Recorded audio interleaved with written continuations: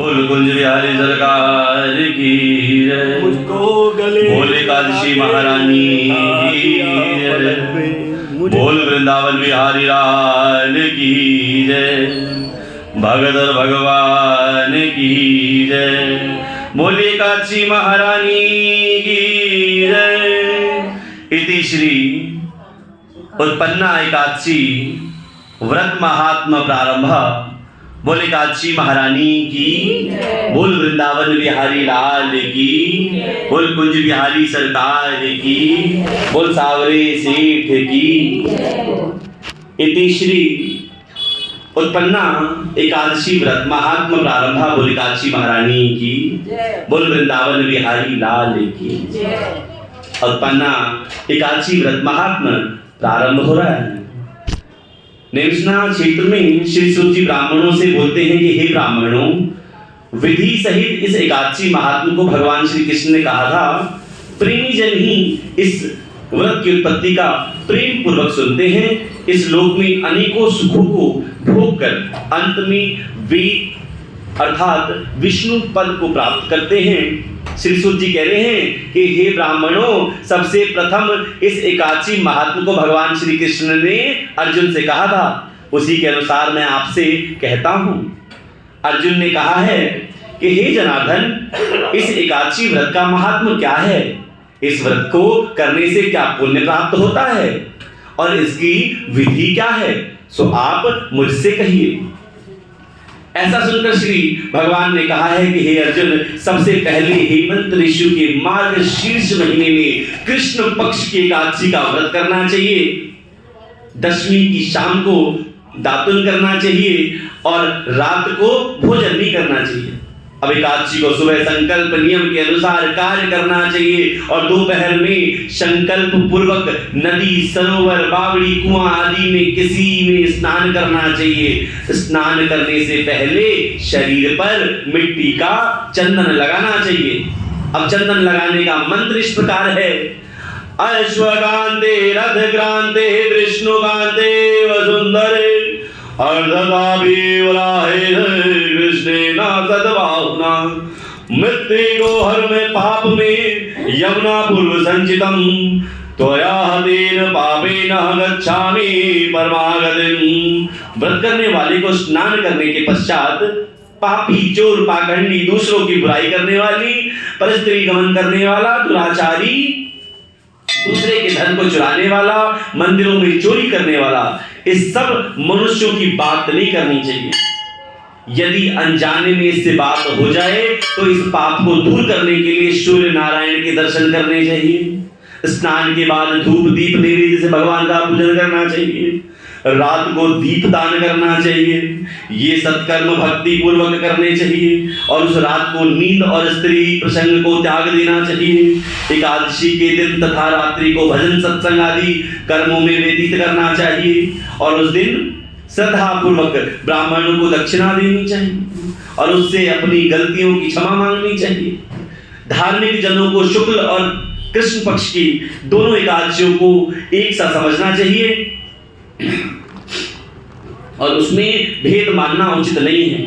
ऊपर लिखी विधि के अनुसार जो मनुष्य एकादशी का व्रत करते हैं उनको शंखाद्वार तीर्थ में स्नान दर्शन करने से जो पुण्य प्राप्त होता है वह एकादशी के व्रत के पुण्य के 16वें भाग के बराबर भी नहीं है। व्यतीत योग में, संक्रांति में तथा चंद्रयान सूर्य ग्रहण में दान देने से, कुरुक्षेत्र में स्नान करने से जो पुण्य प्राप्त होता है ना, वही पुण्य मनुष्यों को एकादशी का व्रत करने से प्राप्त होता है और उससे 100 गुना पुण्य एकादशी का उपवास करने से प्राप्त होता है। यह सभी को पता है। और 1000 तपस्वियों को 60 वर्ष तक भोजन कराने से जो फल प्राप्त होता है वह फल इस एकादशी का व्रत करने से प्राप्त होता है। जो पुण्य वेद पाठी ब्राह्मण को 1000 गौदान करने से प्राप्त होता है ना, उससे 10 गुना अधिक पुण्य एकादशी का व्रत करने से प्राप्त होता है। 10 श्रेष्ठ ब्राह्मणों को भोजन कराने से जो पुण्य प्राप्त होता है वह एकादशी के पुण्य के 10वें भाग के बराबर होता है।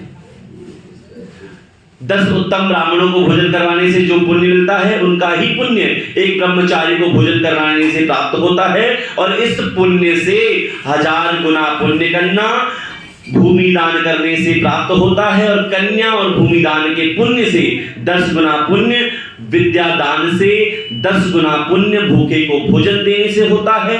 अन्न दान के बराबर संसार में कोई दूसरा पुण्य नहीं है। इस दान से स्वर्गीय पितृ तृप्त हो जाते हैं, और इस दान के महात्म को देवता भी वर्णन नहीं कर सकते।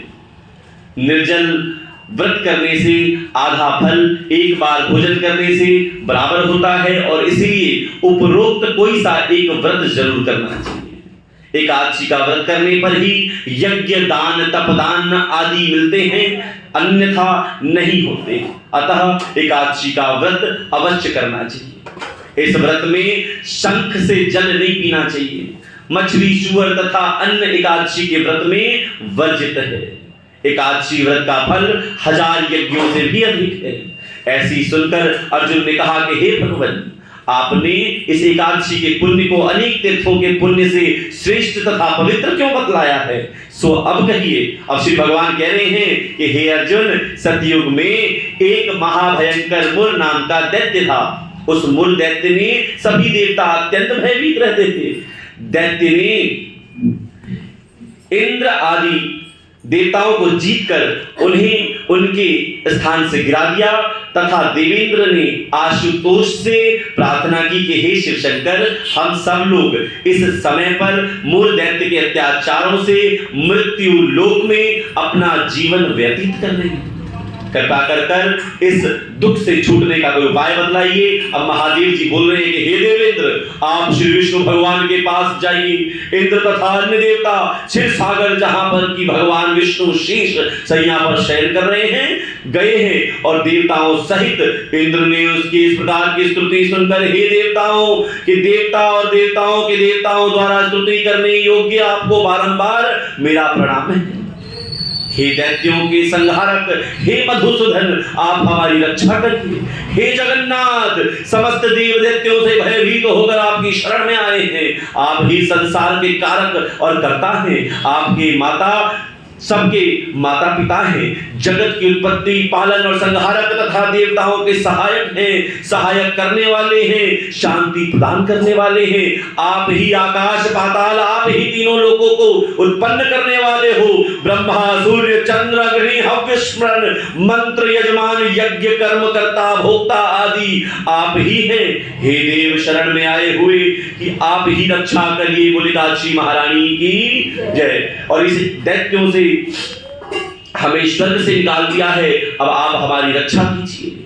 देवताओं को करुण वाणी से सुनकर श्री विष्णु भगवान कह रहे हैं कि हे देवताओं, यह कौन सा दैत्य है जिसने देवताओं को जीत लिया? कहां रहता है और उससे कैसा बल है? यह सब मुझसे कहो। भगवान के वचनों को सुनकर इंद्र भगवान कह रहे हैं कि हे भगवान, प्राचीन समय में नारी जग नाम का दैत्य था। उस दैत्य की ब्रह्मा वंश से उत्पत्ति हुई है, और उसी दैत्य के पुत्र का नाम मुर है।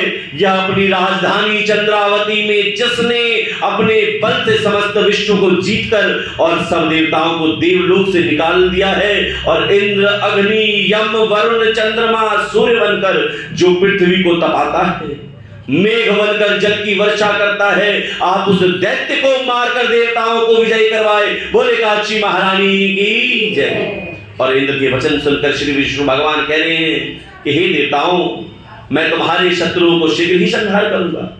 अब सब चंद्रावती नगरी को जाइए। इस प्रकार भगवान विष्णु देवताओं से कहकर उनके पीछे चंद्रावती नगरी को चल दिए हैं। और उस समय मुर अनेकों दैत्यों के साथ चंद्र भूमि में गरज रहा था। युद्ध होते ही असंख्य दानव अनेकों अस्त्र शस्त्रों को धारण कर देवताओं से युद्ध करने लग गए हैं, परंतु देवता दानवों के आगे एक क्षण भी नहीं ठहर सके। तब भगवान भी युद्ध भूमि में आ गए। असुरों में जब भगवान विष्णु को देखा तो उन पर भी अस्त्र शस्त्रों का प्रहार करने लग गए। भगवान भी चक्र और गदा में अनेकों शस्त्रों को नष्ट करने लग गए। इस युद्ध में अनेकों दानव सदैव के लिए सो गए, परंतु दैत्यों का राजा मुर भगवान के साथ निश्चल भाव से युद्ध करता रहा। भगवान विष्णु मुर को मारने के लिए जिन जिन शस्त्रों का प्रयोग करे वह सब उनके तेज से नष्ट होकर उन पर पुष्पों के समान गिरने लग गए। बोले काशी महारानी। तब वह परस्पर मल्ल युद्ध करने लग गए, परंतु उस दैत्य को ना जीत सके। अंत में भगवान विष्णु शांत होकर विश्राम करने की इच्छा से बद्रिका आश्रम गए। उस समय 48 कोस लंबी एक द्वार वाली हेमवती नाम की गुफा में शयन करने के लिए भगवान प्रविष्ट हुए। बोले काशी महारानी की। अब हे अर्जुन, अतः मैंने उस गुफा में शयन किया। वह दैत्य भी वहां आया, मुझको शयन करता देखकर मारने को तत्पर हो गया। उसी समय मेरी देह से एक अत्यंत सुंदर कन्या दिव्य अस्त्र धारण करके उत्पन्न हुई और दैत्य के सामने आकर युद्ध करने लग गई है। और वह दैत्य इस कन्या से लगातार युद्ध करता रहा। कुछ समय बीतने पर इस कन्या के क्रोध में आकर उस दैत्य के अस्त्र शस्त्रों के टुकड़े टुकड़े कर दिए, रथ तोड़ दिया। तब वह दैत्य महान क्रोध करके उससे मल्ल युद्ध करने लग गया और उस पर कन्या ने उसको धक्का मारकर मूर्छित कर दिया। तब वह दैत्य मूर्छा से जागा तो उस कन्या ने उसका सिर काटकर उसे यमलोक पहुंचा दिया। अंत में अन्य समस्त दानव भी ऐसे देखकर पाताल लौट गए और जब भगवान विष्णु की निंद्रा टूटी तो उस दैत्य को मारा देखकर अत्यंत आश्चर्य करने लगे और विचारने लगे कि इस दैत्य को किसने मारा है।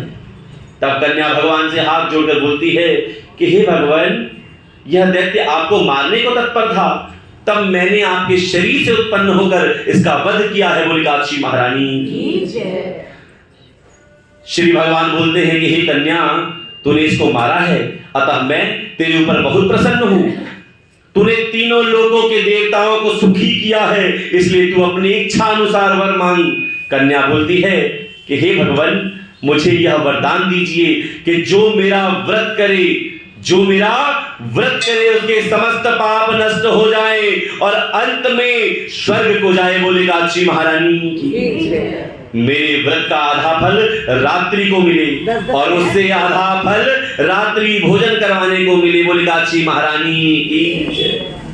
जो मनुष्य भक्ति पूर्वक मेरे व्रत को करे वह निश्चय ही आपके लोक को प्राप्त करे। कृपया मुझे ऐसा ही वरदान दीजिए। जो मनुष्य मेरे दिन और रात्रि को एक बार भोजन करे वह सीधा वैकुंठ को जाए। श्री भगवान कहते हैं कि हे कल्याणी, ऐसा ही होगा। मेरे और तेरे भक्त एक ही होंगे। अंत में संसार प्रसिद्ध को प्राप्त होकर मेरे लोक को प्राप्त करेंगे। और हे कन्या, एकादशी को पैदा होने से तेरा नाम भी एकादशी हुआ और जो मनुष्य तेरे ऐसे दिन को व्रत करेगा उसके समस्त पाप नष्ट हो जाएंगे। बोली काशी महारानी की। और अंत में मुक्ति को प्राप्त करेंगे। तू मेरे लिए अब तीज, आठे, नवमी, 14 से भी अधिक प्रिय है। तेरे व्रत का फल सब तीर्थों के फल के महान होगा, यह कथन सत्य है। और ऐसा कहकर भगवान उसके स्थान पर अंतर्धान हो गए। एकादशी भी भगवान के उत्तम वचनों को सुनकर अत्यंत प्रसन्न हुई। और हे अर्जुन, सब तीर्थों, दानों, व्रतों के फल से एकादशी व्रत का फल सर्वश्रेष्ठ है। मैं एकादशी का व्रत करने वाले मनुष्यों के शत्रुओं को, विघ्नों को नष्ट कर देता हूं और उन्हें मोक्ष दिलाता हूं।